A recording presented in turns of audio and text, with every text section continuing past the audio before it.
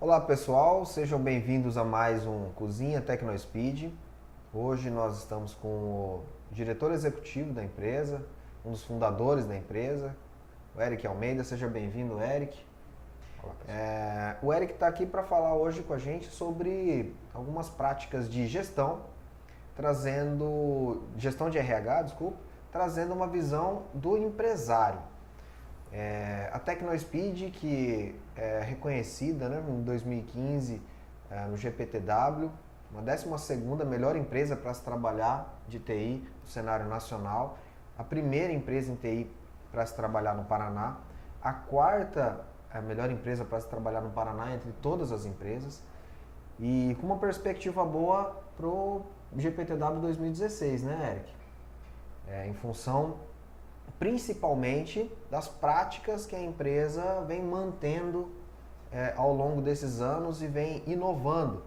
Para vocês terem uma ideia, a TecnoSpeed recebeu o prêmio ano passado também do Bem Feito Paraná em inovação de RH. E quando a gente fala em inovação de RH, é um assunto que os empresários ficam um pouco receosos, né? Principalmente pela quantidade de regras, né, que a CLT impõe, enfim, eu fico com medo, né, de passivos trabalhistas e uma série de outras questões que podem afetar o andamento aí, de uma empresa. Mas na tua visão, Eric, como empresário, as práticas que a TecnoSpeed tem hoje, como meritocracia, home office, valem a pena, realmente resolvem problemas para a empresa e são compensadores na visão do empresário? Olá, pessoal. Bom, Jonathan, essa pergunta, se vale a pena? Isso. Vale. Né? Fazendo já antecipando a conclusão. O final do filme. Vale. Pelo menos para a TecnoSpeed valeu a pena. Por quê? Primeiro, só rapidamente contextualizando os problemas que nós passamos e por que nós escolhemos implantar essas práticas. Tá? Com uma equipe pequena, no início da TecnoSpeed, o relacionamento era muito próximo entre o gestor e a equipe, os funcionários. Então você consegue rapidamente saber a expectativa de todo mundo, você toma café todo dia, então você tem um envolvimento muito próximo. Alinha valores, enfim. Né? Quando você está falando de uma equipe que cresce rapidamente, né, que você tem um quadro funcionário maior, você já não consegue mais esse envolvimento, você não consegue estar tão próximo de todos os colaboradores. Né? E aí surgiu já a necessidade de quê? De ter um setor de RH na empresa. Sim. Tá? Então a gente teve uma necessidade de ter um setor de RH para poder, primeiro, alinhar a contratação. Contratar com base em valores, né? E não mais só no perfil técnico. Né? Depois que a gente conseguiu fazer uma seleção melhor, nós começamos a trabalhar políticas também de retenção. Certo. Alinhar as expectativas dos funcionários que estavam aqui dentro com as expectativas da empresa. E falar, nós estamos caminhando para lá, esse é o norte. Para esse é o rumo que a gente quer tomar. E ter dentro do quadro profissional pessoas que realmente querem remar para o mesmo lado. Tá? Posteriormente a isso, nós tínhamos o quê? Nós sentimos uma queda de performance.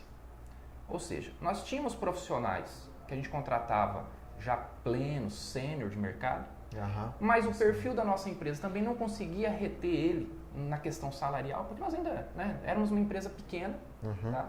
E o mercado, com uma carência de mão de obra, né, oferece oportunidades financeiras melhores para esses colaboradores. Né? Nós tivemos que tomar a decisão, então, de ser uma empresa formadora.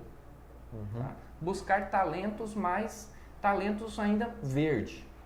Né? Ao tomar essa decisão, a empresa tem que estar ciente que ela vai ter que investir. Investir em qualificação. Investir, então, em selecionar e moldar esse profissional. Certo. Então, muito esforço também na parte de qualificar esses funcionários. Tá? Ou seja, na verdade, não é basicamente, então, Eric, pelo que você está me falando, não é basicamente, vamos implantar meritocracia. Não, peraí, você tem que ter uma série de ajustes. Você tem que preparar o terreno. Você tem de coisas que são feitas antes, né? E até mesmo na contratação, para que isso realmente se torne realidade. Então, e eu acredito que a TecnoSpeed foi identificando isso ao longo do tempo ou realmente planejou, falou assim, vamos fazer, então precisamos fazer isso. Nós queríamos ter uma inovação, nós queríamos ter um ambiente de trabalho agradável, que favorecesse a criatividade e que os funcionários fossem felizes em trabalhar aqui dentro. Né? Para chegar nesse ponto, e para a empresa ter o resultado. Não basta nada ter um monte de pessoas felizes trabalhando se não gera resultado. Produtividade, né? Para chegar nesse ponto, a gente teve que preparar a fundação. Tá? Então começamos na hora de selecionando talentos alinhados com a empresa. Vou falar para você, quando começou esse trabalho todo, a gente perdeu muitos colaboradores. Tá? Teve uma rotatividade muito alta, a empresa teve que investir, né?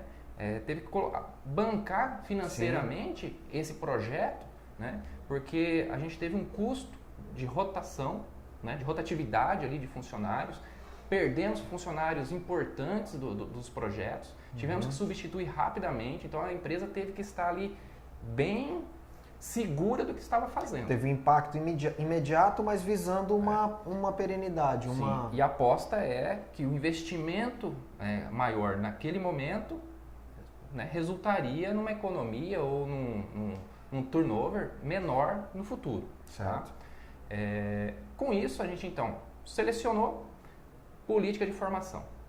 Tá? Agora, medir se a sua equipe é eficiente ou não pode ser assim superficial. Você tem que colocar indicadores. Sim. E só me desculpa, Eric, te interromper, mas só lembrando que a TecnoSpeed ela já era uma empresa considerada organizada, né, nesse aspecto, porque nós já tínhamos certificação CMMI no setor de desenvolvimento, no setor de suporte nós temos um processo de medição de qualidade há muito tempo, enfim, com métricas bem apuradas. E isso, pelo que você está dizendo, então, foi uma base importantíssima para esse segundo passo, para essa segunda A partir do momento que a gente implantou o CMMI, a gente colocou a política de medições, de indicadores, em todos os setores, não mais só no desenvolvimento. Sim. Então a gente levou para o administrativo, para o suporte técnico, né? Colocamos na empresa como um todo. E é complicado você medir a eficiência de um profissional que atua basicamente com criatividade. Intelecto. Né? Com talento. Como é que você mede talento? É complicado. Né? Mas nós fizemos o quê? Definimos processos e colocamos como que seria medido então a produtividade, né? A entrega desses profissionais. Uhum. E descobrimos aí que estávamos bem abaixo do que a gente desejava. Entendeu? Qual que era a sensação nesse momento? A empresa pagando um salário de mercado, porém recebendo abaixo do mercado. A volta, o retorno que a equipe devolvia era abaixo do mercado. Espera aí. E ainda corria o risco de perder esses funcionários porque o salário ainda não era bom, né? Era a média de mercado. Os grandes players, os concorrentes aqui de mão de obra, né, ofereciam oportunidades melhores. Sim. Então, como segurar esse talento não baseado mais em salários e aumentar a produção, aumentar a entrega dele? Né? Começamos então uma política de meritocracia. Baseado nesses indicadores, fizemos a primeira proposta de meritocracia, fizemos pilotagem, né? Buscamos uma consultoria de RH para que o processo, né, não quebrasse ferisse nenhuma lei, né? A CLT. Né? Tudo que a CLT permite, legal, vamos fazer. Aqui não dá para fazer porque a CLT, então a gente tem que ajustar. Né? Então nós fizemos a primeira implantação. Pegamos um setor da empresa como piloto, colocamos ali as nossas regras. Imediatamente, né, os demais setores já vieram pedir. Nós também queremos esse negócio de meritocracia. Era um chamado, eu participei dessa primeira implantação, era um chamado principalmente muito grande pelo senso de justiça, né? Poxa, eu não tenho o melhor currículo, mas eu consigo entregar mais do que o fulano de tal. Então, o modelo ele levou os outros setores a pedirem isso, por quê? Porque ele demonstrou um senso de justiça maior, né? Poxa, trabalhar naquele setor ali é mais justo do que trabalhar no setor que eu trabalho. E eu quero aquele modelo para o meu setor também. É basicamente isso, né, Eric? Foi. Depois que a meritocracia foi implantada, e vou falar, tivemos que fazer vários ajustes. Sim, com certeza. O último ajuste que está rodando até o momento e que deu certo foi com o envolvimento da equipe. Colocar a equipe para ajudar a lapidar o modelo de meritocracia, tá? Para que ele não seja imposto, e sim construído em conjunto. Tá? Esse sim deu certo. Depois da meritocracia, que valoriza a produção individual e também o coletivo, né? Nós partimos então para o home office, que é a última etapa, porque aí você tem medição, você tem um processo definido, você tem a forma de remuneração individual, mas também a coletiva. Sim. E aí o último passo seria abrir a barreira física e deixar os nossos profissionais trabalhar em casa. Porque na verdade assim, quando você tem um funcionário aqui dentro, você tem um certo controle, né, entre aspas, você tem um certo controle sobre o que ele está fazendo. A partir do momento que você libera o seu funcionário para trabalhar em casa, se você não tem um sistema em que eles se engajem em produzir por conta própria e você perde esse controle, a probabilidade de você dar um passo errado é muito grande, né? Não seria possível, vamos dizer assim, né?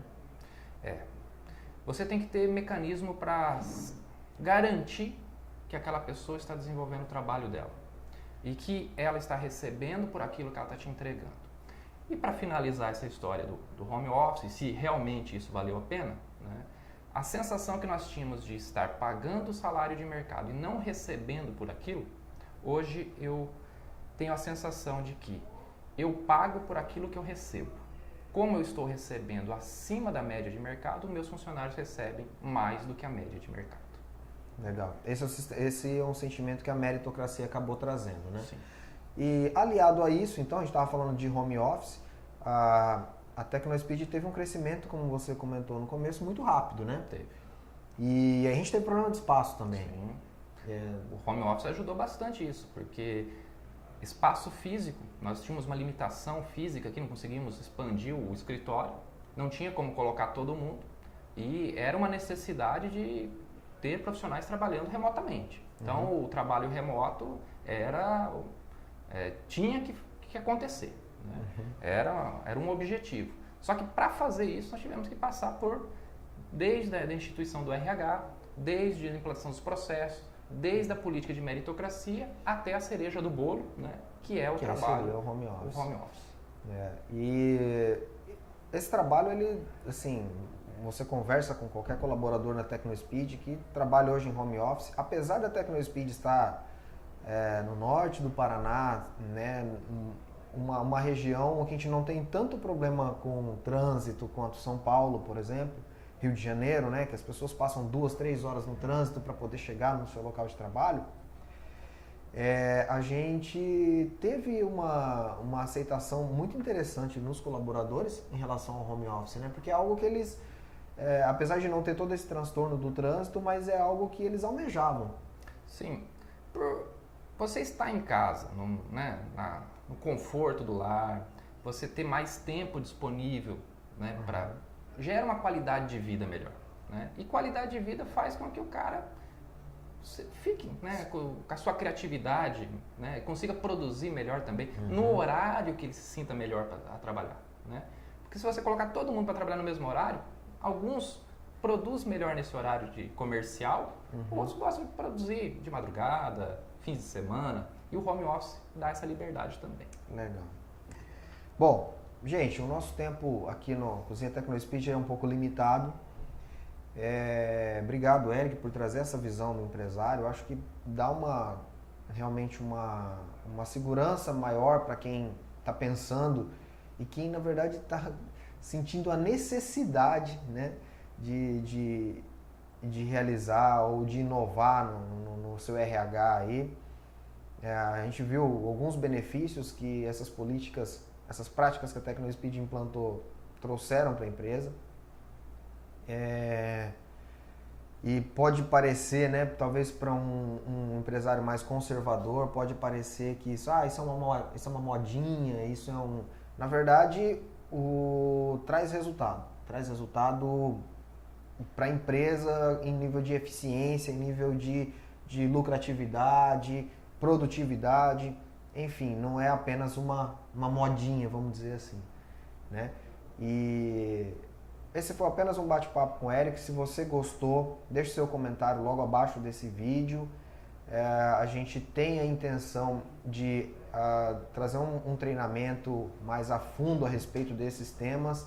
E se você tem interesse, demonstra o seu interesse logo abaixo do vídeo, que em breve a gente vai estar comentando e trazendo mais informações. Tá ok?